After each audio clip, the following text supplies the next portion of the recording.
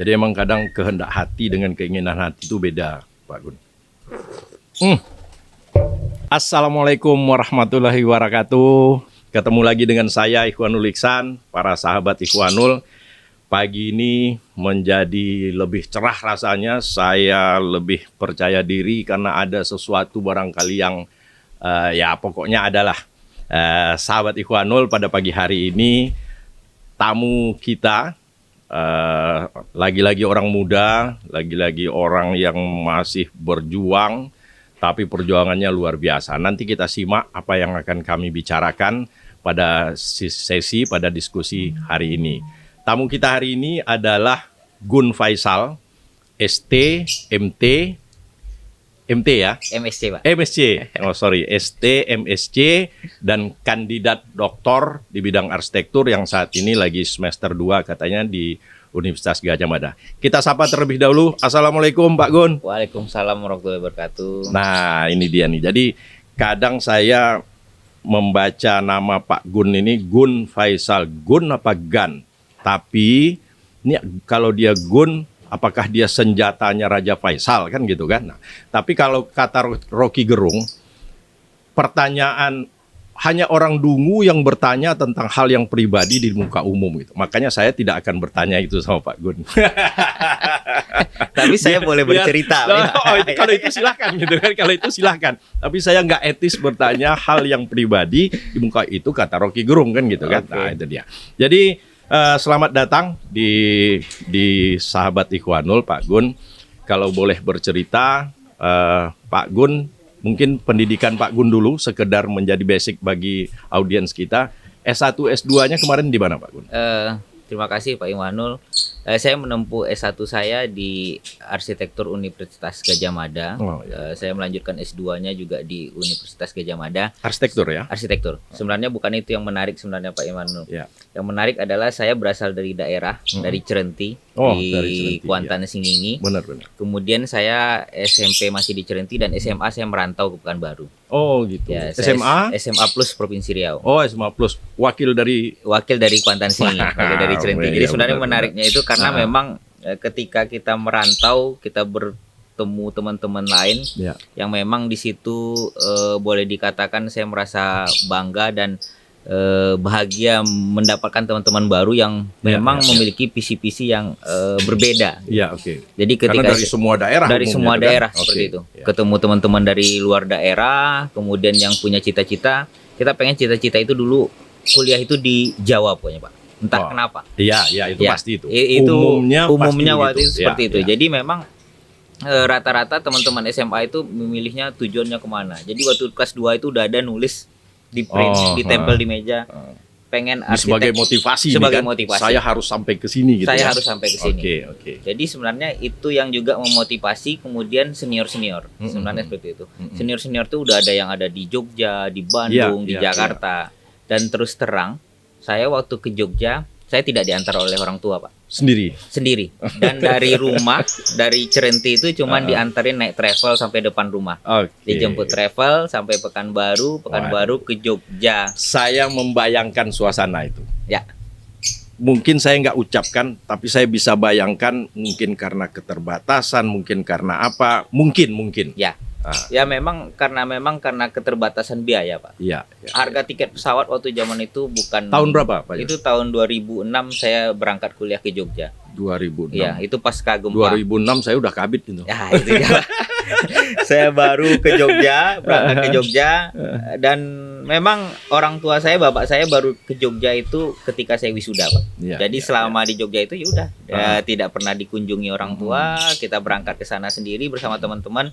Dan senior-senior tuh yang saya rasakan kepeduliannya sangat tinggi. Makanya kalau saya katakan kalau ada senior-senior itu ikatan itu cukup yang kuat di sana ya. Jadi saling membantu, saling mensupport itu masih gitu. Masih. Jadi kalau saya katakan ikatan alumni SMA Plus itu sangat kuat.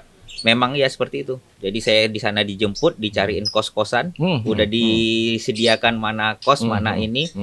Dibantu semuanya, ya kita tinggal menjalani aja setelah itu. Oke, saya cut dulu sahabat Ikhwanul, 1 poin sampai titik ini aja udah 1 poin. Lagi-lagi kembali kepada quote atau kepada prinsip saya, tak ada yang tidak bisa. Tak ada yang tidak bisa. Dan tidak bisa hanya suatu kalimat yang terdapat di dalam kamus orang gila. Mungkin bisa lihat di channel lain. Nah, kenapa saya bilang begitu? Seorang Pak Gun Faisal ini kita bisa dengar sendiri tadi. Jadi kalau anak-anak sekarang, waduh kuliah di Jawa mahal, aduh kami orang tak punya, kami orang tak mampu. Enggak ada. Selagi ada kemauan, selagi ada keinginan yang sangat kuat, pasti ada jalan keluar. Dan alhamdulillah ini sudah dibuktikan oleh Pak Gun. Pak Gun, kenapa milih arsitektur, Pak Gun? Sebenarnya kalau Enggak, ini kan agak nih. Orang dari Cerenti, Inhu atau Kuansing, pertanian, kehutanan, perikanan, perkebunan gitu ya. Tapi kok arsitektur gitu loh. Emang apa nih Pak Gun? Saya terbilang orang yang jarang ke Pekanbaru dari kecil, Pak. Oke. Jadi waktu begitu dibawa oleh om saya ke Pekanbaru itu cari baju lebaran, Pak. Nah, itu ke Pekanbaru, baju lebaran baru ke Pekanbaru. Dan itu ke oke. Pekanbaru itu ya boleh dikatakan ya sekali setahun itu dulunya. Jadi begitu Pekanbaru muncullah waktu nggak salah saya itu Hotel Pangeran itu baru berdiri, Pak. Hotel Pangeran baru berdiri. Jadi saya lihat wah bangunan yang termasuk tinggi kan waktu itu kan Hotel Pangeran. Hotel Pangeran ya benar. Jadi saya lihat oh ini Hotel Pangeran yang bikin siapa? Ada arsitek. Oh, dari situlah muncul keinginan apa itu arsitek, profesi arsitek. Kemudian ditambah ada namanya tes bakat minat. Ketika SMA itu kita diberikan tes bakat minat. Kira-kira mau kemana mau gitu kemana seperti itu. Saya ternyata punya interest terhadap bidang arsitektur ini. Nah, setelah itulah baru mulai terbesit keinginan pengen kuliah. Padahal Pak Gun dari SMA waktu itu ya? Dari SMA, Pak. Oke. Lalu akhirnya tes. Kita jalurnya PBS itu penelusuran bakat swadaya. Kemudian keterima di UGM. Akhirnya itu yang saya pilih. Baik, sahabat Ikhwanul, satu poin lagi. Jadi kalau tempo hari, kalau sahabat pernah lihat postingan kita dengan Pak Dr. Yohanes Firzal membahas tentang pendidikan arsitektur, nah kali ini lebih terbukti lagi bahwa tidak harus dari STM. Anak SMA ternyata juga mampu masuk ke arsitektur dan sangat berhasil. Kalau saya menilai dalam tanda kutip beliau cukup berhasil, sangat berhasil lah. Kenapa? Karena demikian banyak jurnal yang beliau tulis, kemudian juga bahkan sudah menulis buku. Kalau desainnya udah nggak bisa kita tanya, nanti kita lihat satu-satu apa saja desain-desain beliau yang sudah pernah bahkan beberapa mendapat penghargaan. Jadi satu lagi, tidak ada bahwa arsitek itu harus dari STM atau dari SMK bangunan, enggak. Anak SMA juga bisa. Nah, sekarang kita kembali, Pak Gun. Saya ingin lebih memfokuskan pada karya-karya Pak Gun, termasuk juga penelitian barangkali. Kalau kita lihat sekarang Pak Gun dari Cerenti, dari Inhu, sekarang banyak meneliti tentang arsitektur Melayu, arsitektur tradisional, arsitektur vernakular. Nah, kadang-kadang kita orang awam ini yang benar yang mana ini gitu ya. Bahkan ada tulisan buku Pak Gun itu arsitektur Melayu _2 rumah tradisional Melayu dalam sketsa dan lensa. Rumah tradisional Melayu dalam sketsa dan lensa. Nah, ini apa sebetulnya beda antara arsitektur tradisional dan arsitektur vernakular? Itu secara supaya mudah dimengerti bagi orang awam loh, Pak. Oke, Pak. Jadi sebenarnya secara harafiah kata vernakular itu adalah artinya asli. Vernakulus itu asli. Asli. Jadi arsitektur vernakular itu arsitektur asli yang dibangun oleh rakyat tanpa arsitek. Dibangun sedekat mungkin dengan sumber daya, dia punya sumber daya di sekitarnya, itu yang digunakan. Contoh, kita pernah bahas, kita sebelum ini kita pernah ngobrol bagaimana hutan adat itu terjaga untuk rumah godang ataupun rumah gadang. Jadi rumah gadang itu menjaga hutan ulayatnya agar untuk bisa membangun sebuah rumah adat. Sebenarnya itu dalam kategori vernakular itu termasuk arsitektur vernakular. Karena tidak tanpa arsitek, dibangun dengan teknologi lokal, pengetahuan lokal, sumber daya lokal. Tunggu dulu, Pak. Kalau tanpa arsitek, kemudian hanya mengandalkan teknologi sederhana yang ada, kearifan lokal yang ada, termasuk material, bahan semua lokal, tanpa bantuan mesin, kira-kira vernakular kalau bisa disebutkan begitu kan? Seperti itu. Nah, tapi pengertian arsitek ini hampir semua barangkali hanya Bali, mereka ada undagi. Sumatera Barat, Minangkabau, oke, mereka ada istilahnya tukang tuo. Oke. Sumatera Utara juga begitu. Apakah ini bentuk simpel atau bentuk lebih sederhana dari arsitektur tradisional atau bagaimana nih, Bang? Sebenarnya arsitektur vernakular itu adalah arsitektur asal yang sebelum berikutnya nanti dia bertransformasi menjadi arsitektur tradisional. Ketika itu dilakukan terus-menerus menjadi suatu tradisi yang harus dilakukan, dia menjadi tradisional. Makanya meningkat lagi menjadi. Berarti ini yang asli sebelum ada katakanlah rumah Bagonjong, sebelum ada kira-kira gitu ya? Seperti itu, Pak. Oh, bedanya dengan arsitektur tradisional berarti yang kita sebut sebagai arsitektur tradisional sudah memperlihatkan ciri bentuk tertentu yang berulang terus dibuat begitu. Iya. Dan biasanya sumber dayanya pun sudah, materialnya pun sudah bisa ada penambahan seperti itu. Ada cat barangkali. Iya, ada itu kaca. Sudah ada kaca, udah material. Tapi dia masih dikatakan tradisional seperti itu. Sedangkan vernakular tadi sumber dayanya masih sumber daya resort sekitarnya. Istilahnya kalau kita lihat di rumah suku Akit di Selat Panjang. Iya. Kita tidak menyebutnya arsitektur tradisional, tapi arsitektur vernakular karena bahannya dari batang sagu, Pak. Betul. Batang sagu, atapnya daun rumbia, itu masih material asli yang digunakan. Walaupun sebenarnya dia punya aturan-aturan, ruangannya harus begini, nih ruangan depannya ada seperti itu. Itu dikatakan arsitektur vernakular. Penelitian vernakular pertama saya itu tentang rumah suku Talang Mama. Talang Mama di Indragiri Hulu. Itu yang pertama kali saya lakukan ketika bagaimana orang Talang Mama itu bikin rumah dari batang kayu, dari batang durian, dari meranti burung, macam-macam. Dan kulitnya itu dari kulit kayu, Pak. Dindingnya dari kulit kayu. Iya, benar. Saya sudah sampai situ. Seperti itu. Jadi penelitian saya tentang itu arsitektur vernakular karena sumber dayanya lokal, mereka membangunnya sendiri dengan teknologi pengetahuan mereka sendiri dan mungkin bisa akan berbeda-beda antara rumah yang satu dengan rumah yang lainnya. Tapi secara pakem hampir sama seperti itu yang vernakular. Sedikit kita keluar dikit dulu. Kalau misalnya di Sumatera Barat, di Minangkabau, ada 3 luha, ada daerah rantau. Itu memang di 3 luha, itu Agam, 50 kota, dan Tanah Datar. Itu memang semua itu, Pak. Rumah tradisional, barangkali bangunan tradisional, karena sudah bergonjong, sudah apa gitu ya. Tapi kalau di daerah pesisir, Padang, Pariaman, Painan, sebagian Pasaman, itu rumahnya kan tidak bergonjong. Tapi rumahnya ada yang atap tungkuh nasi namanya, ada belah ketupat, ada kajang padati, dan lain-lain. Itu vernakularkah? Atau memang karena perbedaan lokasi atau kira-kira pendapat Pak Gun gimana? Sebenarnya bisa dikatakan itu awal cikal bakal itu dikatakan tadi lah vernakular tadi. Ketika masyarakat itu membangun seperti itu, kemudian ada penambahan, kemudian ada filosofi kemudian dimasukkan di sana, kemudian itu menjadi sebuah karakter tertentu, ada begonjong, maksud dari begonjong 5 gonjong berikutnya itu. Nah, itu setelah berikutnya dia akan merujuk kepada arsitektur tradisional.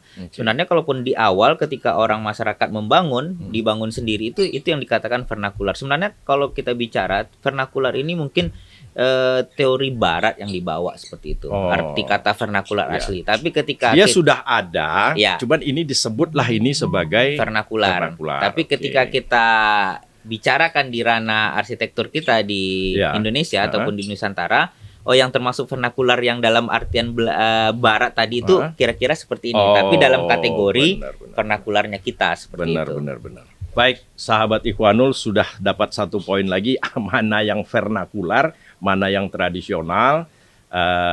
Mudah-mudahan ini bisa memberi pencerahan. Terus terang saya sendiri juga barangkali istilah vernakular ini juga belum begitu lama ya Pak Gun ya.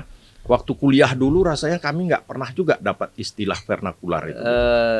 Atau memang wawasan saya yang nggak sampai ke sana kali ya. Bukan wawasan, Pak. Keterbatasan informasi zaman itu. Jadi jangankan zaman Bapak, zaman saya aja di 2006 itu internet itu sesuatu yang mahal, Pak.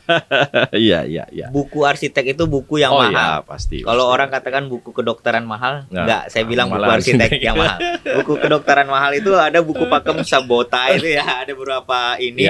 Tapi arsitek kalau nggak update terus ya sama sih sebenarnya buku kedokteran yang mahal juga. Tapi informasi itu vernakular itu muncul ketika gaungnya itu muncul ketika Rudolfsky itu dalam pamerannya itu mengatakan arsitek Rudolfsky. Bukan Paul Rudolph. Bukan. Jadi arsitektur without arsitek.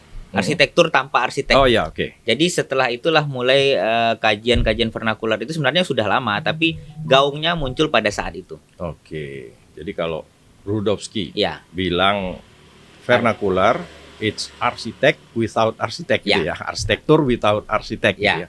Padahal sebenarnya pada zaman itu mungkin istilah arsitek yang belum ada gitu ya. Mungkin Padahal bisa mereka para tukang itu sebenarnya sudah dalam tanda kutip mereka lah si arsiteknya gitu ya. Oke, baik. Jadi kadang-kadang memang istilah luar kita coba pasangkan, kita coba padankan ke kondisi sekarang. Nah, sekarang menjadi lebih menarik lagi bagi saya, Pak Gun. Kenapa Pak Gun serius di arsitektur Melayu ini? Tantangan apa? Lalu kenapa? Dan kalau kita lihat, Riau kan nggak hanya Cerenti, tidak hanya Inhu, Kuansing, tapi ada Siak yang lagi berbeda. Apalagi kalau kita bicara Kampar dengan Rokan Hulu, itu mungkin jauh lebih berbeda lagi. Arsitektur Melayu Pak Gun nih, Melayu yang mana nih? Karena saya nggak lihat ada batasan di buku Pak Gun itu.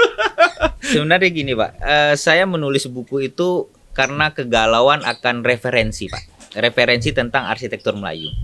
Boleh dikatakan kalau kita cari literatur tentang arsitektur Melayu itu tidak banyak. Ada beberapa buku yang ditulis oleh almarhum Pak Tenas itu yang sudah sangat bagus sekali. Walaupun basic Pak Tenas bukan arsitek. Bukan arsitek ya. Dan mencari buku arsitektur Melayu yang ditulis oleh seorang arsitek itu sangat jarang. Hampir belum ada kali ya. Mungkin bisa jadi seperti itu. Oke. Jadi ketika kenapa seperti itu, akhirnya kita mulai mencoba melakukan, sebenarnya saya senang jalan-jalan ke kampung, lihat ada bangunan Melayu yang baru, ternyata ini berbeda, di Siak berbeda. Kemudian saya pernah ke Lalang itu juga berbeda. Lalang Sungai Apit sana. Sungai Apit sana itu juga berbeda. Kemudian di Rokan Empat Koto itu berbeda. Di macam-macam lah. Masing-masing punya langgam sendiri. Masing-masing punya karakter dan langgamnya sendiri. Kemudian setelah kita lihat memang ada Riau ini punya 4 sungai besar yang menjadi sarana transportasi. Sungai Siak, Sungai Rokan, Kampar, Batang Indragiri ataupun Sungai Kuantan. Nah, ini juga yang nanti akan menjadi menarik sebenarnya di penelitian saya sekarang ini di S3. Saya menghubungkan antara Sungai Batang Ombilin, Batang Kuantan, Indragiri itu kan satu jalur semuanya. Nah, kemudian nanti ada perpaduan tadi bagaimana Rumah Godang, Rumah Gadang, kemudian dari Sumatera Barat ada 2 kerajaan, Indragiri, Kerajaan Pagaruyung. Ini juga menarik. Tapi kita lepas dari itu bahwa kenapa saya memilih arsitektur Melayu tadi karena referensi yang kurang, kemudian ketertarikan saya karena begitu melihat bangunan-bangunan tradisional ini sangat indah-indah dan cantik-cantik. Itu yang saya lakukan, sebenarnya itu. Ini maaf Pak Gun, ini maaf. Kalau kita bicara, saya sangat-sangat setuju bahwa hampir tidak ada atau sangat sedikit sekali referensi literatur yang membahas arsitektur Melayu. Ada, tapi itu juga bukan dari arsitek barangkali. Mungkin akan beda pratinjaunya gitu ya. Nah, sekarang Pak Gun ingin menyediakan itu untuk generasi berikutnya. Tapi kenapa... Ini mohon maaf, arsitektur Melayu indahnya di mana, spesifiknya di mana, karakternya di mana, dan apakah itu pantas untuk diangkat menjadi sebuah, katakanlah sebuah buku yang di mana itu Pak Gun? Sebagai contoh gini, makanya kita katakan tak kenal makanya tak sayang. Saya dulu juga nggak tahu apa-apa tentang arsitektur Melayu. Sampai sekarang mungkin juga belum tentu memahami secara utuh. Tapi berjalannya waktu, saya datang, saya lihat bagaimana karakter filosofi dari bangunan Melayu itu. Ada ruangan di dalam bangunan, dalam rumah Melayu itu. Ya, di lokasi mana? Rumah Melayu yang mana? Seperti saya tanya tadi. Mana saja? Mana saja. Ambil contoh.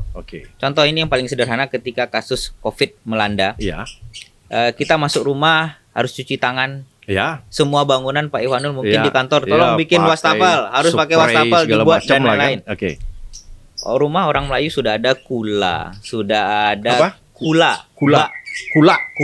Kalau bahasa kampung kaminya kula, Pak. Kula itu bak tempat penampungan air. Kalau di kampung saya kula. Nah, kalau bahasa Cerentinya, bahasa Taluknya kula, Pak. Atau ada kendi lah. Nah, depan masuk rumah. Menandakan bahwa orang Melayu dulu sudah, orang manapun, tidak harus orang Melayu, menandakan bahwa sebelum masuk rumah harus bersih-bersih, mencuci kaki, mencuci tangan. Itu baru kita lakukan setelah COVID, Pak. Padahal itu sudah ada. Sejak dahulu orang sudah begitu. Kala. Cuman kita tinggalkan itu kadang. Betul. Nah, jadi itu salah satu. Yang kemudian masalah attitude. Bagaimana tadi kalau ada laki-laki di dalam perempuan hanya dalam rumah, jika ada tamu tidak boleh masuk, hanya sampai serambi.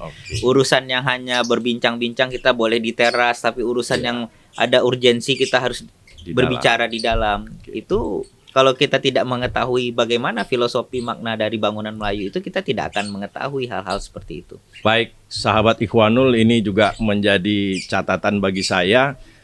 Ternyata arsitektur tradisional itu dimanapun, katakanlah di Indonesia ini, khususnya kita di Sumatera, hampir sama dan luar biasa sebenarnya. Kalau di Minangkabau dulu juga ada, Pak. Jadi mungkin sama dengan yang Pak Gun temukan itu ya. Jadi kalau rumah gadang atau rumah itu yang tinggal di sana kan umumnya perempuan beserta suaminya, barangkali begitu ya. Jadi ketika kita yang lebih tua mau datang, nggak mungkin nyelonong assalamualaikum. Mungkin kadang-kadang ipar kita lagi pakai kain sarung, atau si perempuan adik kita, keluarga kita lagi pakaian yang kurang pantas, kan kaget dia. Tapi mungkin salah satu guna yang tempat mencuci tangan, mencuci kaki tadi, salah satunya dari segi attitude yang seperti Pak Gun sebut, supaya orang di dalam tahu saya mau datang kan gitu kan. Nah, kalau orang Minang biasanya gitu, sebelum masuk ke rumah, sebelum assalamualaikum, dia bilang dulu, Pak Gun, ini kelapa udah pada tua kok nggak diambil ya, ini pisang juga nih, ini sebenarnya sudah, padahal sebenarnya bukan kelapa dan pisangnya, tapi lebih kepada memberitahukan sebelum assalamualaikum, ini saya mau datang, kalian siap-siap di dalam. Luar biasa arsitektur Melayu ini sebenarnya kan. Apalagi cuci kaki tadi, mungkin bukan hanya cuci kakinya, mungkin jalan-jalan waktu itu juga masih tanah, memang kotor sehingga cuci kaki masuk itu emang bersih, memang anu. Nah ini Pak Gun, pertanyaan saya satu lagi Pak Gun. Setelah Pak Gun jauh berkeliling, saya lihat ikuti juga terus kegiatan Pak Gun ini, ke Siak, ke Rohul, kemana-mana melihat, bahkan sudah menyimpulkan, bahkan miniaturnya juga sudah banyak yang dibuat bersama mahasiswa UNRI kali ya. Nah, ini sejauh mana itu mempengaruhi karakter desain dari Pak Gun? Berpengaruh nggak itu sih Pak Gun? Tunggu dulu. Sebelum itu nih Pak Gun. Pak Gun sudah mendesain apa aja? Kalau saya lihat kan ada rumah, kantor, taman, ruang terbuka publik, masjid-masjid gitu. Kira-kira secara umum apa aja fungsi bangunan yang sudah Pak Gun desain dulu? Kita bangun memang lebih banyak kepada residen, kemudian masjid. Nah, nanti kita bahas yang masjid itu juga sebenarnya menarik juga sebenarnya Pak. Kemudian ada landscape, karena memang saya buka studio Aruka itu bersama teman yang memang spesialisnya di landscape. Jadi kita juga landscape, bangunan publik, masjid, banyaknya di rumah, itu, perkantoran dan lain-lain. Kembali ke pertanyaan tadi, sejauh mana mempengaruhi seorang Gun Faisal? Di awal mungkin ketika saya belum memahami seperti apa arsitektur Melayu itu tidak akan terlalu berpengaruh Pak. Tapi lambat kelaun ini sangat berpengaruh bagi saya bagaimana memadukan arsitektur modern dengan karakter arsitektur Melayu. Tapi itu juga dipengaruhi oleh beberapa klien sih sebenarnya mendorong. Ada beberapa klien, saya punya klien dia lama S3 di Jepang, kemudian pulang ke Pekanbaru, orang Riau asli, ada yang orang Kampar, ada yang orang Siak. Saya pengen desain rumah saya itu ada unsur Melayunya, dan juga tetap karena saya sudah tinggal di Jepang, saya juga pengen ada sesuatu yang saya bawa. S2 di Jepang dan S3 di Jepang. Ada yang juga S1 di Jepang. Ada beberapa klien saya yang seperti itu. Jadi begitu itu saya ketika arsitektur Melayu ini bisa saja itu akan mempengaruhi karakter baik secara iklim, desain. Yang paling sederhana saya aplikasikan dalam double fasad biasanya Pak. Double fasad. Ya, ukiran-ukiran Melayu ketika hadap bangunan itu mesti ke barat, kemudian sinar matahari yang cukup tinggi. Mau nggak mau dikasih skin building, ornamen Melayu tadi akan memperindah bangunan tersebut. Jadi itu juga ada bayangan atau ada apa gitu ya? Ya. Jadi ada yang rumah klien itu pengen masuk ukiran Melayu, masuk dalam ruangan keluarganya itu terlihat bayangan-bayangan ukiran itu. Nah, mungkin harusnya nanti kita kupas satu-satu. Saya sebenarnya pingin yang seperti itu. Tapi ini katakanlah di sesi pertama ini kita bicara hal-hal yang umum saja. Karena memang seorang Gun Faisal ini sangat menarik pribadinya bagi saya. Karena udah berapa bulan ya? Kadang kayak sombong gitu loh. Udah 3 bulan nelpon ayolah Pak Gun, iya Pak, saya lagi di Jepang, iya Pak, saya lagi di Thailand. Ini orang apa memang ke Jepang, ke Thailand, sok betul gitu. Tapi memang iya, dan beliau belajar. Dan ini orang seperti ini harus kita dorong terus, harus kita dukung terus. Jadi kembali ke yang tadi, Pak Gun memang sangat mempengaruhi karakter dari Pak Gun itu ya. Makanya udah dapat penghargaan. Penghargaan apa aja nih Pak Gun yang sudah didapat nih Pak Gun? Ya, dari kebetulan desain-desain. Alhamdulillah kemarin waktu IAI Riau Award kita dapat 5 penghargaan. Dari yang Pak Gun masukkan ada? Dari yang kita masukkan hampir 7 apa 6 kita dapat 5-nya seperti itu. Alhamdulillah itu juga menjadi motivasi sebenarnya juga bagaimana kita menghargai diri kita sendiri seperti itu. Jadi ada rumah, kemudian ada pesantren, landscape dan lain-lain, itu yang kita coba ajukan untuk IAI Riau Award kemarin, Pak. Oke. Sampai di sini saya ingin buka yang lain. Pak Gun Faisal ini juga orang IAI ya, tergabung di Ikatan Arsitek Indonesia.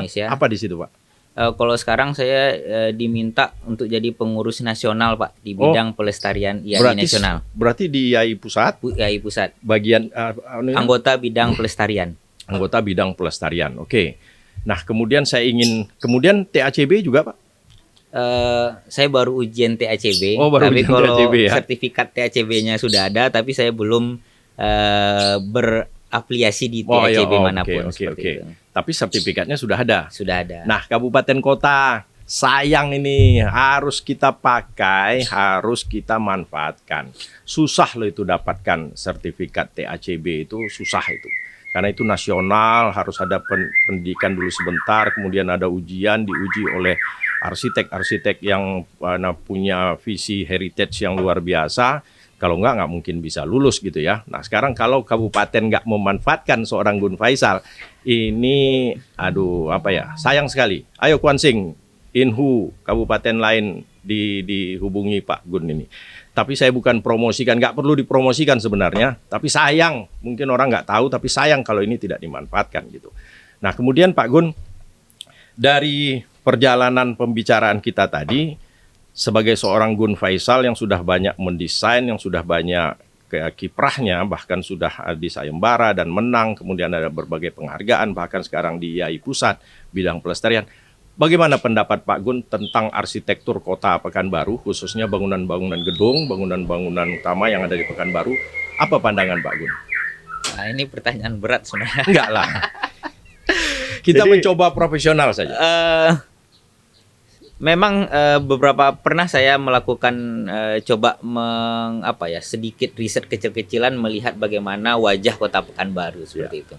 Jadi saya ditinjau dari arsitekturnya. Dari arsitektur. Oke. Sebenarnya dari citra visual kota Pekanbaru seperti itu. Sebenarnya paradigma kota Pekanbaru itu kalau kita lihat memang kita ini sebagai kota yang harusnya berbudaya Melayu ataupun juga memiliki karakter arsitektur Melayu dalam sisi desainnya seperti itu, Pak. Tapi itu tidak bisa dilepaskan dari pengaruh sebenarnya. Kalau baca ada tulisan Pak Yohanes itu tentang power dan arsitektur, bagaimana kebijakan itu mempengaruhi arsitektur, ya di situ sebenarnya Yohanes Pirzal ya. Ya, Pak Yo. Bagaimana pengaruh kekuasaan itu dalam mempengaruhi arsitektur. Nah, kalau itu dulu ada mantan Menteri Lingkungan Hidup kita, lupa namanya, Pak senior sekali, orang Sumatera Barat itu, dia bilang di majalah Konstruksi, planning is a politik. Tanpa dukungan politik kan gitu. Ya, dan itu sangat mempengaruhi. Dan itu mempengaruhi. Emil Salim, lupa. Oke. Itu mempengaruhi kota Pekanbaru. Ya. Bagaimana dulu antara wali kota membuat suatu, bagaimana seorang pemimpinnya ini itu mempengaruhi bagaimana karakter suatu kota seperti itu. Apa yang Pak Gun lihat? Awalnya dulu ada setiap bangunan publik harus dipasang ornamen Melayu minimal selembayung dan lain-lain. Ya, ada itu 3 zaman Pak Wali Kotanya Herman Abdullah. Bukan, sebelumnya lagi ya. Sesudah Herman Abdullah juga atau seperti itu ya. Saya lupa. Jadi pengaruh-pengaruh itu juga akan menciptakan karakter kota Pekanbaru sebenarnya. Namun itu tadi referensi tentang arsitektur Melayunya kurang. Kita tapi hanya semangatnya ada waktu itu ya. Kita hanya tahu waktu itu selembayung. Pokoknya setiap bangunan dikasih selembayung. Ada selembayung. Padahal belum tentu Selembayung itu bisa Mewakili. diterapkan atau bisa diterapkan pada mana-mana bangunan. Iya. Nah, itu yang juga menjadi persoalan. Oke. Kemudian atap, harus pakai atap model begini, lipat kajang dan lain-lain. Iya, iya. Padahal kita punya karakter atap yang sangat banyak. Iya, iya. Nah, itu juga sebenarnya tidak. Yang penting sebenarnya kalau menurut saya ketika seorang pemimpin itu, kalau pemimpin tadi untuk bangunan publik ya Pak ya. Iya, iya. Tapi yang sektor private seperti apa? Otomatis seorang arsitek dong yang harus punya. Iya. Pengetahuan arsitek tentang arsitektur Melayu itu juga harus di-upgrade. Iya.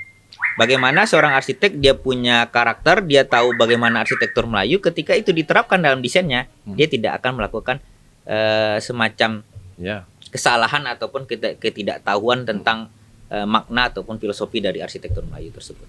Jadi makanya ya, sebenarnya kadang-kadang saya pikir bahwa kota ini harus ada dewan kota kah namanya, atau karena kalau bangunan umum itu kan dilelang Pak Gun. Bisa jadi pemenangnya kan konsultan dari Merauke, konsultan dari Ujung Pandang. Bukan kita menyatakan bahwa mereka jelek atau bukan begitu. Tapi rohnya itu sebenarnya kan ada di arsitek yang berasal dari tanah Melayu ini kan. Betul. Sejauh ini Pak Gun merasa terlibat nggak atau merasa dilibatkan nggak? Sebenarnya kalau saya bukan masalah harus dilibatkan ataupun terlibat. Siapapun berhak untuk terlibat dan siapapun berhak untuk melakukan koreksi ataupun memberikan input. Oke, berarti kuncinya ada ruang bagi kita untuk membicarakan ini gitu ya. Bukan berarti kontraktual selesai dibahas internal selesai jadi nggak harusnya nggak begitu. Itu. Tapi harus memberi ruang bagi kita untuk mendiskusikan itu sebelum itu di launching, sebelum itu dilaksanakan kira-kira gitu ya. Dan satu hal lagi Pak, sebenarnya masalah etika sih sebenarnya.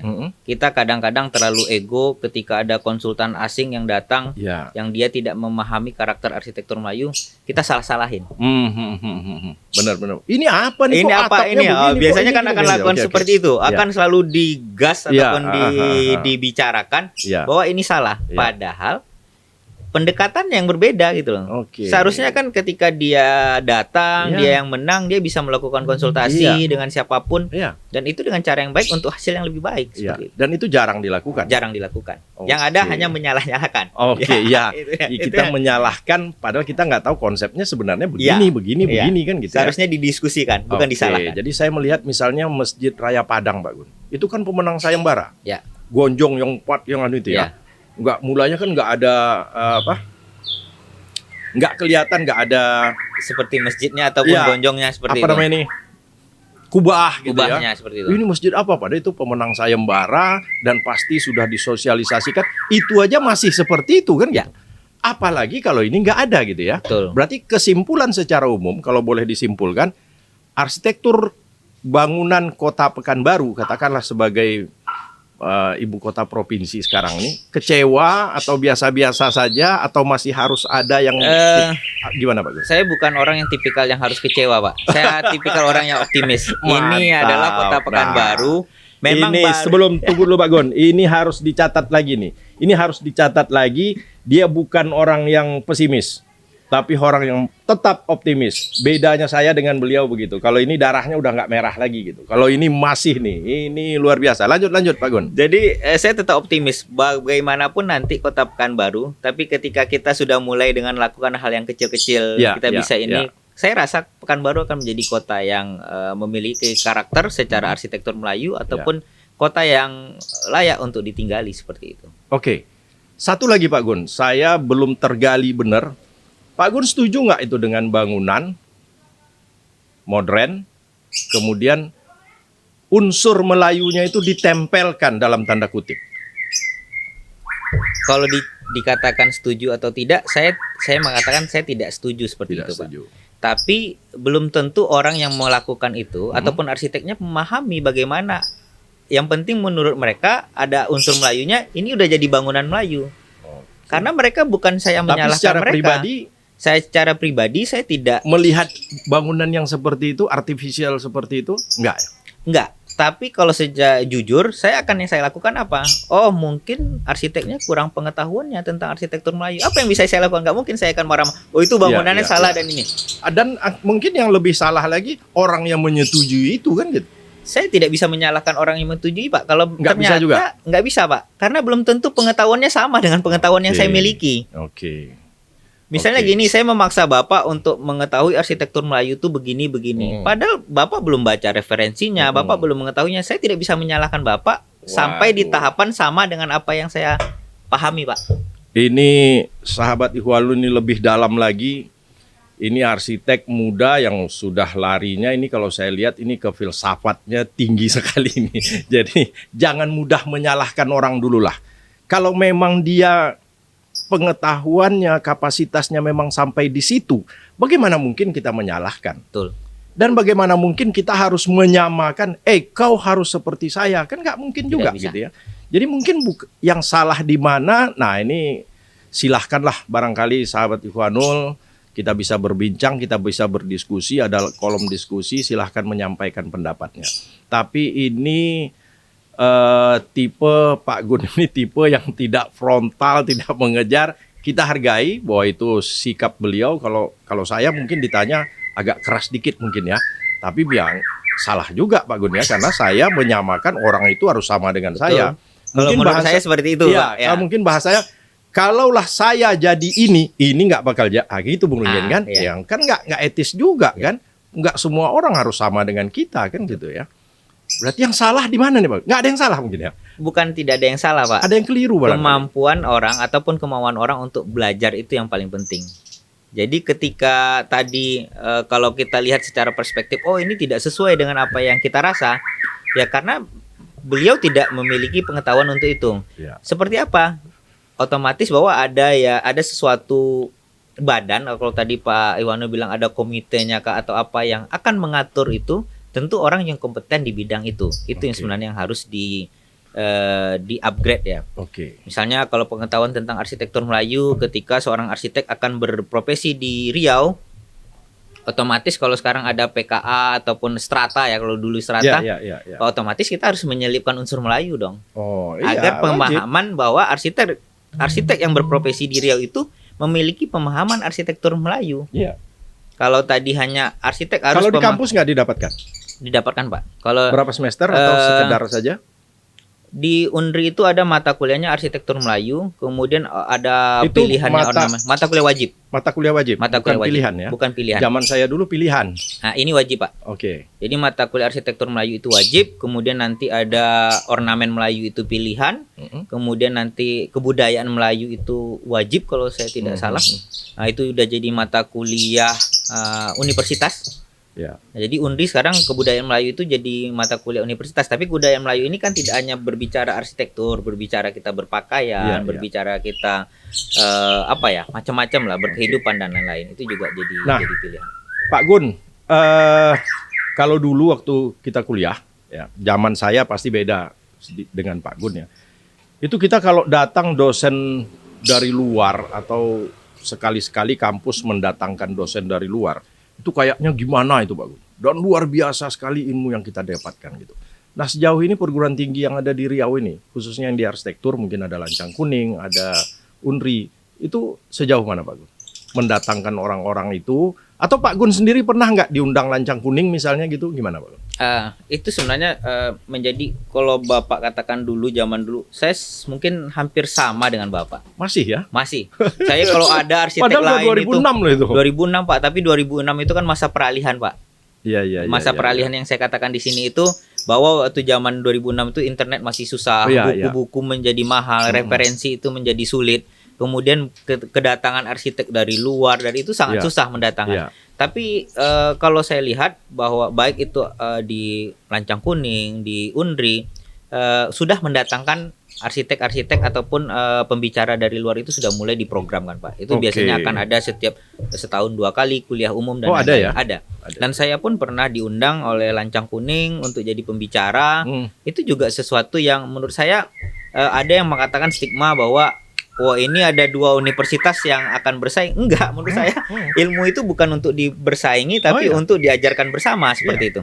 Bersaing dalam artian yang positif kenapa boleh, tidak? Kan boleh. Gitu, kan? Bersaing dalam arti positif boleh, tapi bukan dalam konfrontasi yang diadu dengan seperti itu, tidak. Ya. Saya pernah diundang oleh Unilak untuk jadi mengisi kuliah umum di sana. Oke. Itu juga menurut saya Berarti bukan dunia pendidikan di Riau sangat positif, sangat gitu ya? positif. Sangat Secara positif. ini sangat positif. Jadi tidak ada apa ya, dan tidak hanya lintas kampus, tapi juga mengundang para praktisi yang dari luar. Iya. Terutama kalau sekarang udah sejak COVID kita udah ada banyak Zoom dan lain-lain. Oke, Itu. Tapi poinnya Pak, mahasiswa sekarang semakin banyak literatur seperti itu, mereka semakin malas untuk membaca seperti itu. itu, Ya. itu ya, baik, ya. Dulu saya pernah katakan kepada mahasiswa saya, setiap hari minimal harus buka Ars Daily 1. Heeh. Jangan, kalau sekarang kan orang buka, ya ini mohon maaf ya, buka handphone, buka apa Pak? Instagram, Ya, YouTube, ya. sosial media, Facebook, gitu. pasti. Tapi ada nggak yang memang dia khususkan buka majalah koran ya Pak? Kalau Ya, kalau ya, ya, ya. saya kuliah S1 tuh saya sudah berlangganan Kompas Pak. Nah, Saya berlangganan Kompas 50.000 satu bulan. Ya. bela-belain Waktu itu ya. Bela-belain itu. Saking sulitnya referensi waktu itu. Kemudian kalau anak zaman sekarang udah ada Instagram, udah ada YouTube, membaca. Terlampau sibuk dengan itu ya. Ya, Lagi-lagi kembali ke orangnya kan. ya. Itu sebenarnya yang saya, kalau dulu waktu saya masih ngajar, saya minta mahasiswa saya minimal satu hari itu ada buka Ars Daily itu 5 menit jadilah.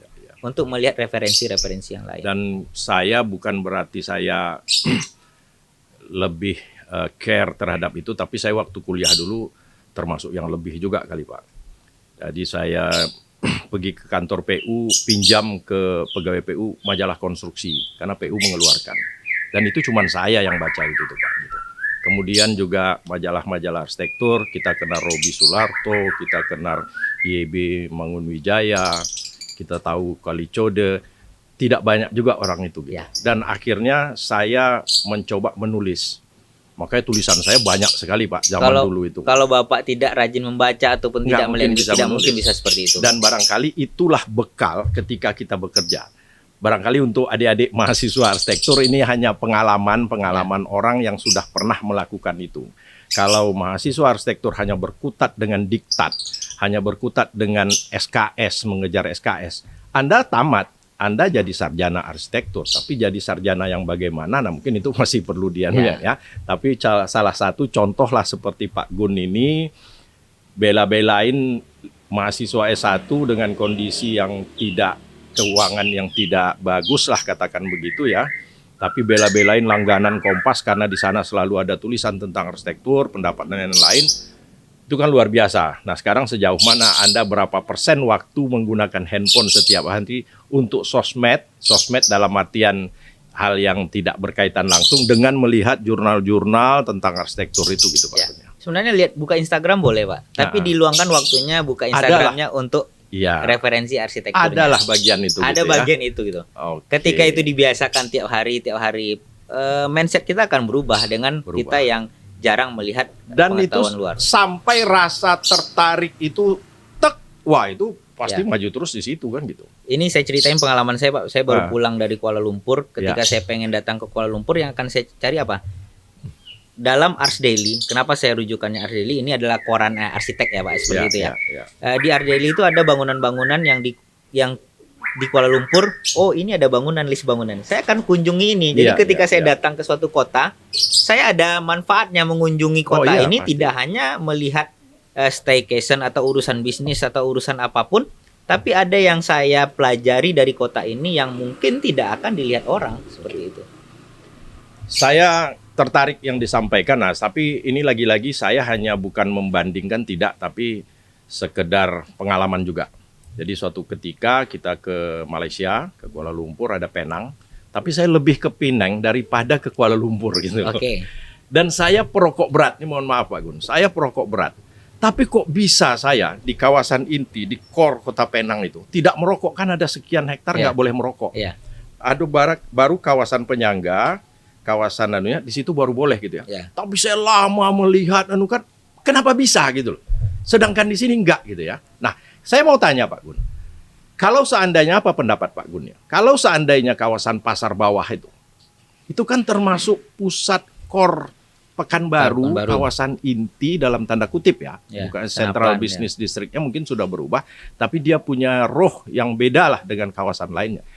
Kalau misalnya kawasan pasar bawah itu kita delineasi tidak boleh merokok, kendaraan roda 4, roda 2 tidak boleh masuk, memang betul-betul kawasan pejalan kaki kita tata indah. Pendapat Pak Gun gimana kira-kira? Tetap ada pro kontra, Pak. Oh ya, terlepas dari pro kontra, saya tanya kalau Pak Gun gimana? Karena saya tidak perokok, saya akan senang, Pak. Enggak, ini jangan merokoknya, ini yang pasar bawahnya, pasar bawahnya. Oke. Jadi sebenarnya ketika kalau itu ditata lebih baik, istilahnya ramah pejalan kaki, ramah untuk siapapun, bersih. Itu akan lebih baik ya Pak. Tentu. Kenapa tadi Pak Iwanul, yang seorang Pak Iwanul yang perokok ketika di kawasan yang ramah, kawasan yang bersih, Bapak akan sungkan untuk melakukan berbuat yang ya istilahnya merokok, buang abu dan itu akan sungkan seperti itu. Pasti. Karena kondisinya udah ideal dengan seperti itu dan Bapak tidak akan mengotori itu. Nah, itu bisa terjadi. Namun perlu dikaji kan, akan seperti apa misalnya kawasan pasar bawah. Kalau tadi saya katakan tetap ada pro kontra pasti. Tapi bagaimana itu untuk hal lebih baik, banyak positifnya daripada negatifnya enggak? Kalau banyak positifnya silakan. Saya setuju. Terlepas dari saya bukan perokok ya Pak ya. Oke. Bukan perokok istilahnya. Saya sudah berhenti. Dulu saya perokok Pak ya.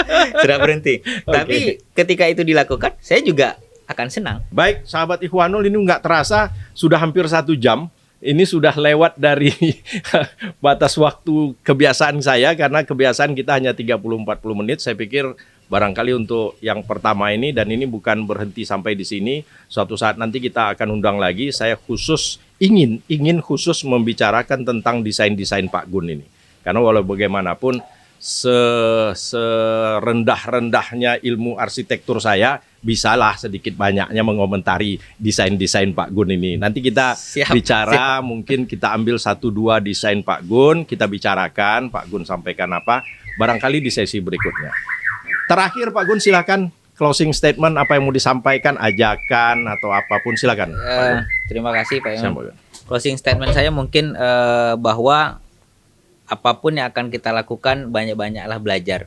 Saya sampai sekarang saya masih belajar dan mungkin tidak akan berhenti belajar, karena itu yang harus saya pegang. Kemudian ketika ilmu itu bermanfaat, itu akan manfaatnya lebih terasa bagi diri saya. Terima kasih Pak Gun Faisal. Demikian sahabat Ikhwanul, saya rasa saya tidak menyimpulkan, silahkan berkomentar. Pasti ada pro kontra, pasti ada yang sesuatu yang kami bicarakan mungkin yang tidak Anda setuju, atau mungkin memang serius mau bertanya, ada kolom komentar, silakan. Nanti akan kita jawab, kita tanggapi bersama dengan Pak Gun Faisal. Sekali lagi terima kasih Pak Gul. Terima kasih. Billahi taufiq wal hidayah. Wassalamualaikum warahmatullahi wabarakatuh. Waalaikumsalam.